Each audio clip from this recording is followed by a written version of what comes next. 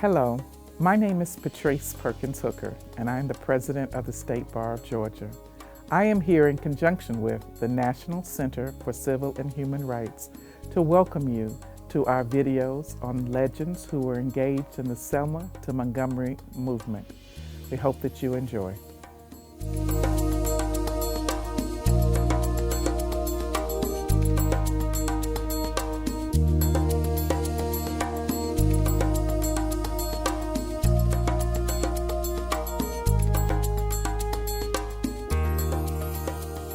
I'm here with Dr. Lafayette to talk about your role in the Selma to Montgomery movement about 50 years ago.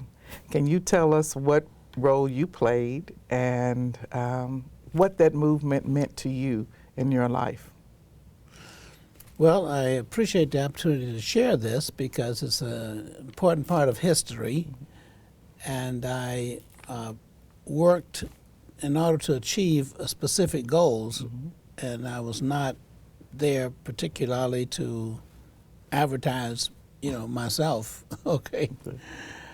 The first part is that Selma, Alabama was not supposed to happen.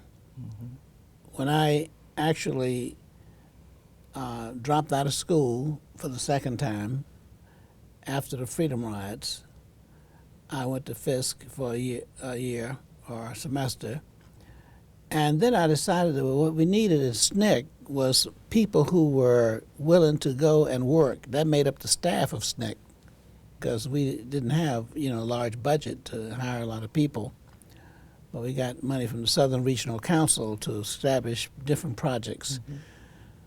So I was assigned to do Selma, Alabama when they had decided not to do Selma. They had on the wall, the map on the wall, they had X through Selma.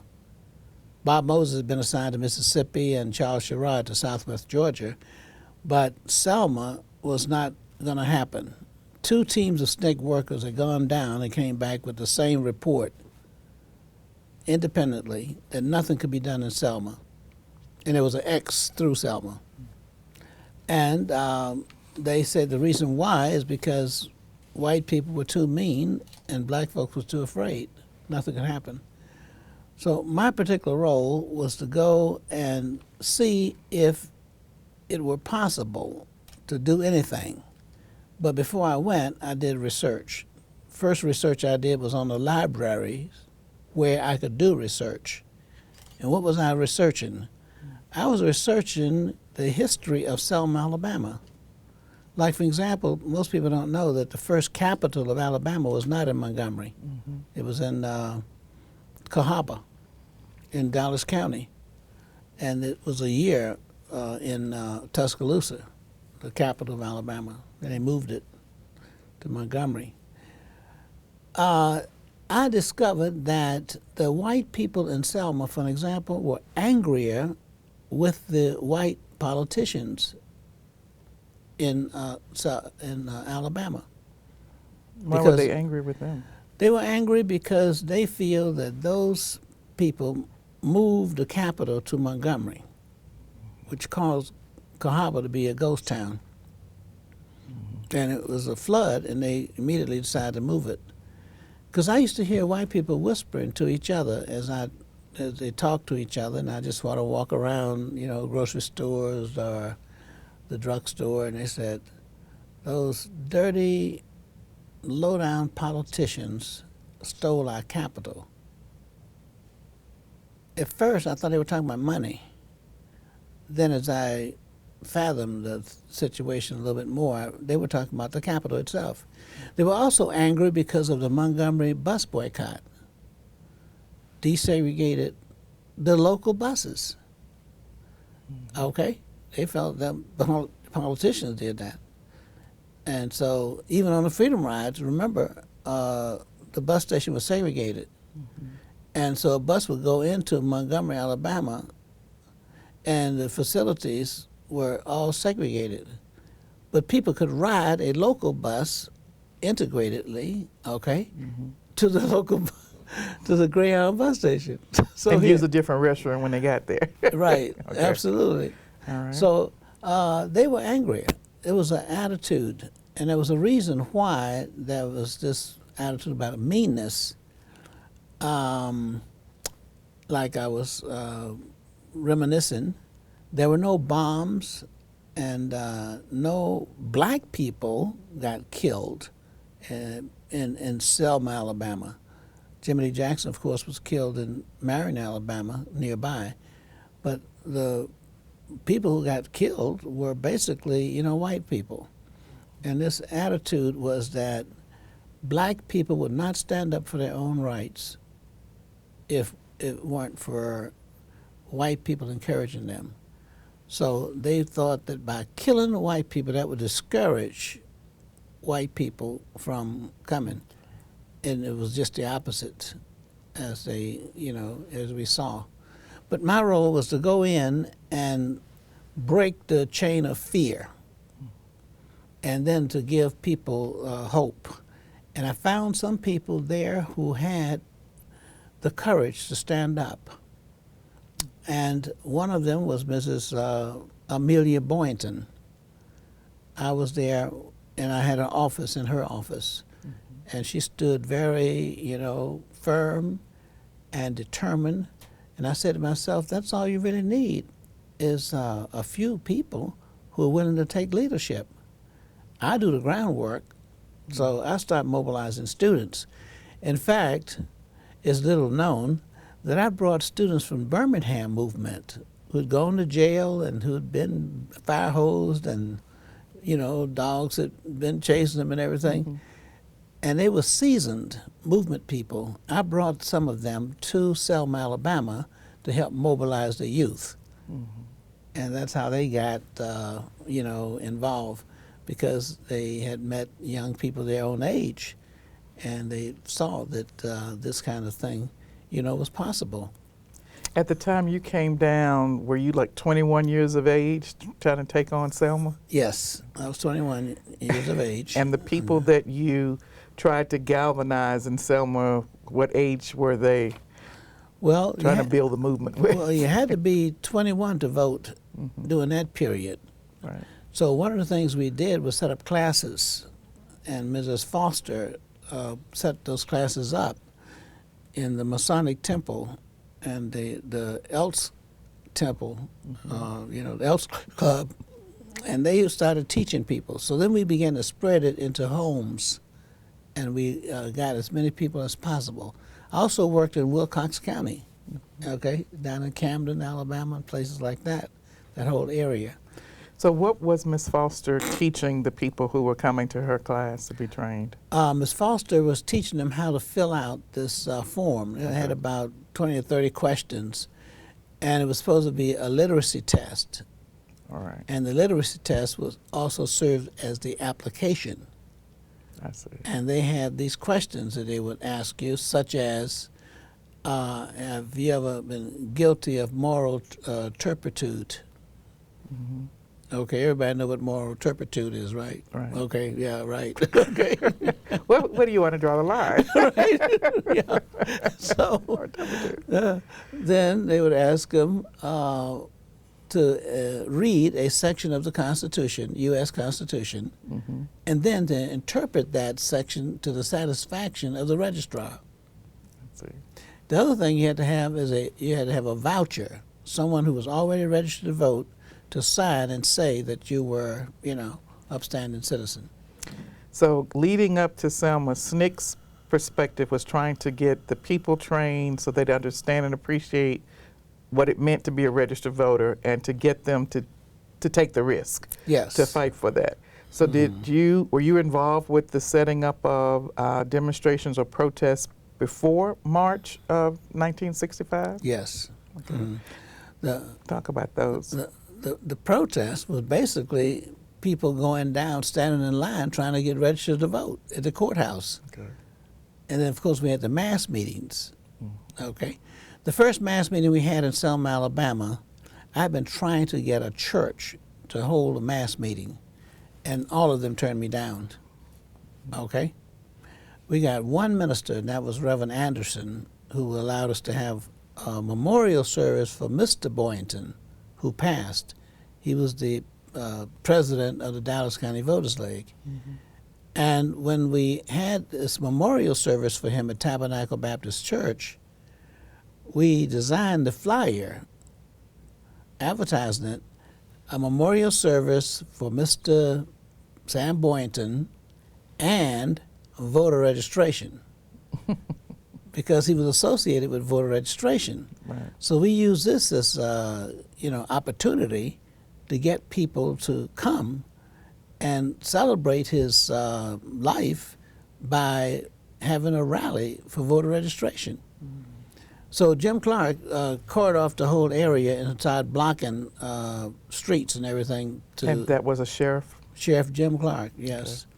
And some people had to go through the houses and through yards and stuff like that to get to the mass meeting, because then he turned around and had his posse members break out the tail lights of cars so they could stop them and give them a ticket after the mass meeting was over. It was a very serious situation. Okay. So how many months did you spend organizing the people in Selma before the first march? Well, it was I went in '62, but I went in basically to do the research, and then I came back in '63. And that was the first mass meeting we had, and this was in the spring of '63. And the other way we got some mass meetings open is that it's an odd thing and it's hard to follow, but I had to organize against myself. Okay. Yes. Now, so what happened is I got Mr. Moss, who was over there at the St. Edmunds, place, and they had the Edmundites, priests and people there, the church, to go and pull together ministers. He started with the most conservative one,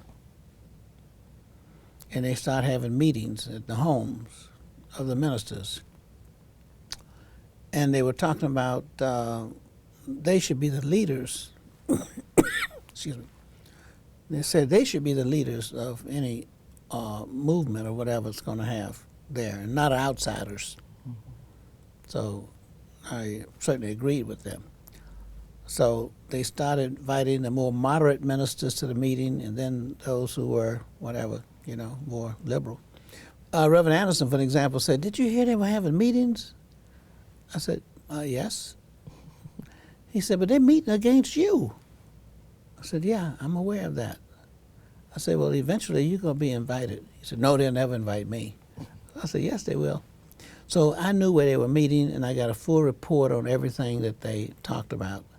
So the whole idea was to get them to feel empowered, and that they, as a group of ministers, should be taking a stand and should be involved in the leadership of the movement. I made one phone call to the house where they were meeting after they'd been meeting for a whole 2 months. And I said, "I'm looking for a place to have a mass meeting next Thursday."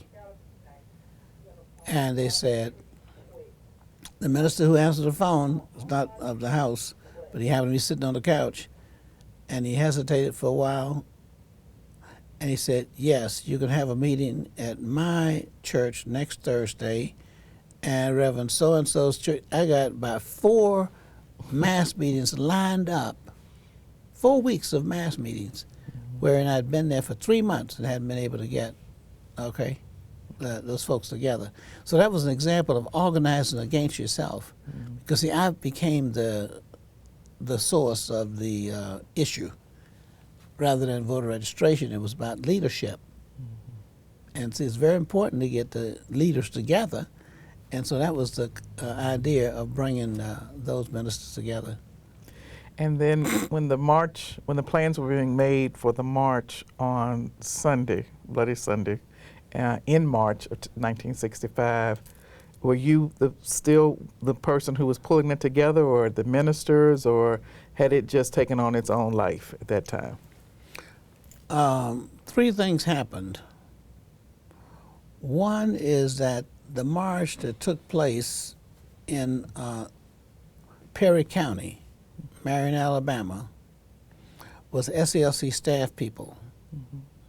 There was James Orange, who was in jail in Marion, Alabama, Perry County.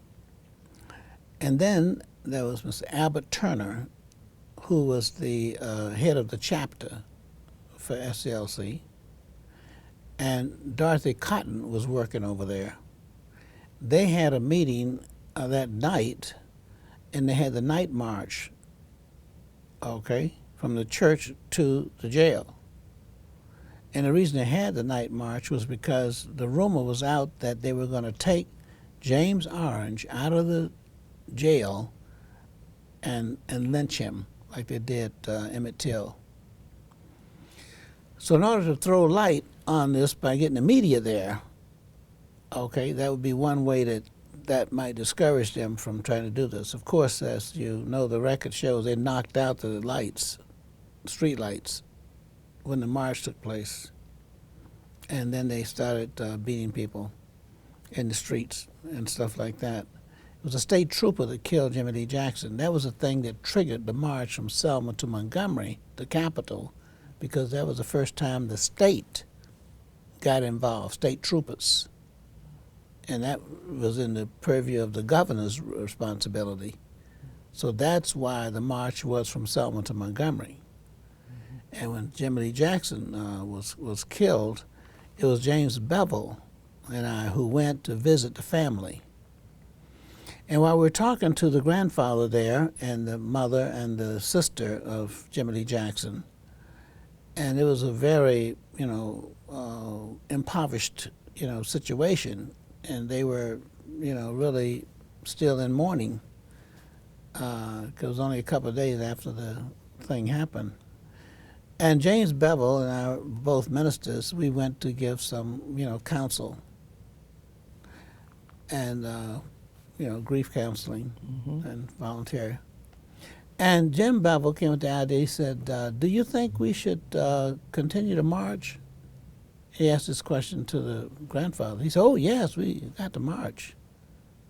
Can't stop now. He said, well, would you be willing to lead the march? He said, yes. And he had a huge knot on his head where he'd been beaten also. The mother was in a sling and the daughter was all bandaged up. And he said, okay. So we prayed with him and then we left. And Jim Bevel said, as we were going, headed back to Selma for a meeting, he said, I think I want to say something to Governor Wallace, and it's going to take me a little while to get it together, so I think I'm going to walk all the way from Selma to Montgomery. Mm-hmm. So I listened to him. I've been with him in the sit-ins and freedom rides and all that. We were pretty close. So I said, he said, you think I can get anybody to walk with me? And I said, well, I don't know, Bevel, that's a long way. I said, but I'd be willing to walk with you. I said, okay. When he got to the mass meeting that night, it was a scheduled mass meeting, and he was working with SCLC. He was in charge of direct action for Martin Luther King's organization. Mm-hmm. And he made the announcement. He said, I am going to walk to Montgomery from Selma because I got something I want to tell Wallace, and I want to make sure I get it together. He said, how many people will walk with me? He said this is a crowded church. The entire church stood up. And he looked at me, and I looked at him, and Bevel said, we got ourselves a march. That's how it started. And of course, ideas came from different people about whether they should carry the coffin or a replica of the coffin mm-hmm. or whatever. And so, but the idea of that came actually from Bevel. I thank you so much for giving us the background on how it was organized and coordinated, because we've had some perspectives on the march itself, and it's really good to hear from the person who kind of helped to get started. Now, the key thing in terms of a march mm-hmm. is having trained marshals. That's why that Memphis situation, okay, turned out the way it did, because Martin Luther King went up there by himself with Bernard Lee, and we didn't expect anything to happen, you know, like the disruption. But we learned a lesson from that. You never go without trained marshals. Some of the marshals on the Selma March actually came out of Chicago, and they were gang members, the vice lords. If you see one of the person carrying the American flag with a beret on backwards, okay, that is Leroy McCoy. Leroy McCoy was head of the vice lords from Chicago, and I was bringing them down, okay? To help keep the order. Yeah, because I was training them for the Chicago movement. Okay. So I always went a step ahead, okay? All right. Thank you so much for coming and talking and sharing the story. This will be archived as part of the video histories at the National Center for Civil and Human Rights. And the State Bar is just glad to have been a partner in the development of this particular chronicle of what's gone on in history. Well, thank Thanks you a very lot. much. Okay. My pleasure. All Okay. right. I hope you enjoyed this video. I encourage you to get involved and find out more information on the civil rights movement at the National Center for Civil and Human Rights. Thank you.